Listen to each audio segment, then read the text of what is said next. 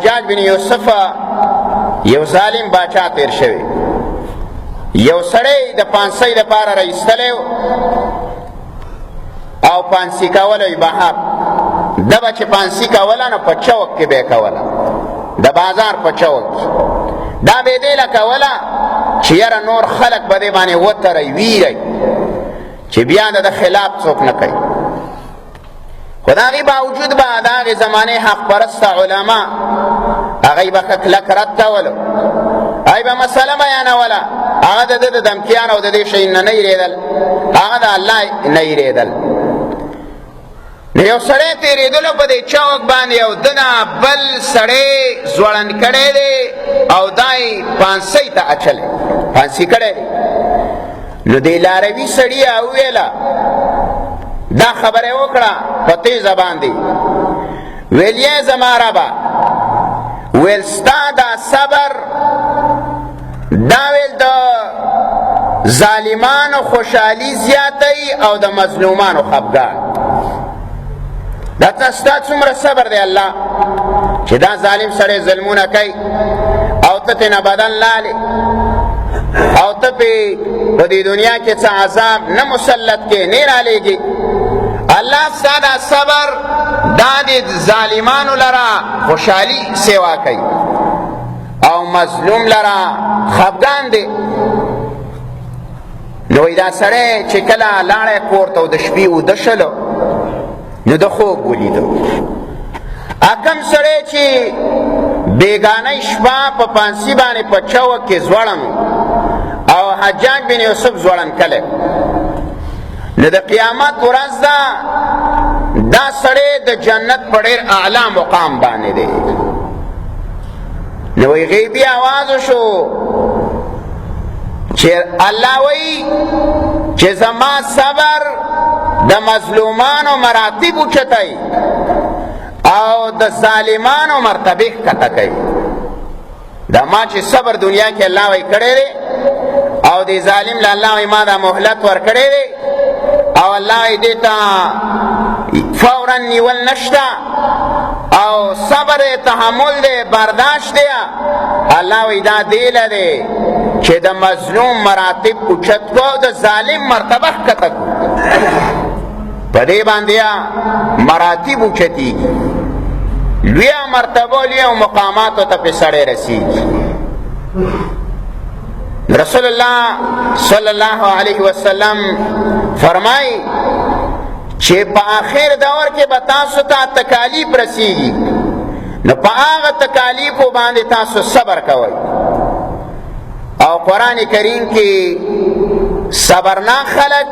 چې په مصائبو باندې صبر کوي هغې له الله بدلی ذکر کړي. دا دنیا کې هم بدل شته، آخرت کې هم شته. چې کله څه مسله راشي ګوره غم راشي نو انا لله و انا الیه راجعون. ام سلمہ رضی الله تعالی عنها فرمایي وی زما خاون مړ شو، ابو سلمہ رضی الله تعالی عنہ وفات شو. نو ما ته رسول الله صلی الله علیه وسلم فرمایل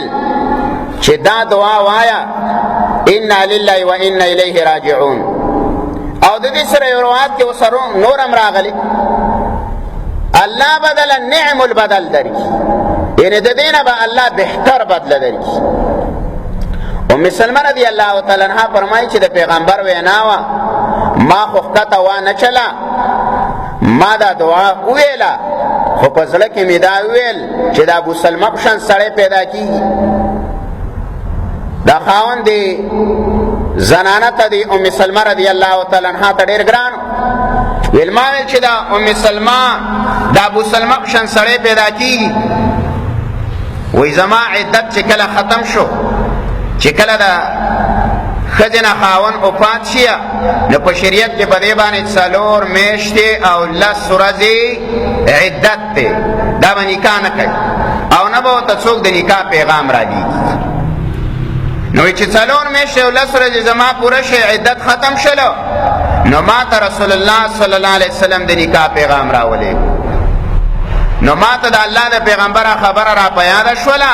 چې دا دعا وایا الله بدل نعم البدل درکړي. نو ما ویلا چې سید ابو سلمہ خو یو سړی و صحابي و خو د محمد رسول الله صلی الله علیه وسلم مرتبه ته خو نشي رسېدلی نو زما نکاح د محمد رسول الله سره وشوله اوس امهات المؤمنین کې ده د مؤمنانو مور ده څومره لویه مرتبه الله ورکړه دای په څه باندې ورکړه چې کله په تکلیف باندې صبر وکړو په صبر چې سړی کله کوي په تکالیفو باندې دل الله بدل ورکوي ظالم نه به الله انتقام علي او غدا دا چې یو داره دنیا کې ته یو سړی ماف کړي او د الله حق یې والی نو د الله حقونه انسان نشي ماف کولی او که د مخلوق حق دی والی نو الله د مخلوق حق نه ماف کوي دا هر سړي خپل حق دی د الله خپل حقونه دي د مخلوق خپل حقونه دي د الله حق یې ویلې او تا ظلم کړی ظلم په تا باندې شوی بس تا ماف کو د الله اوس خپل کار دی د الله حقوقو کې منګه ګوتې نشو والی او که د الله حقونه نه دي والی خو ظلم یې کړی دی د انسان حقونه یې والی نو بیا الله دا انسان ته سپاري چې په چا ظلم شوی دی د قیامت په ورځ به دا راوړي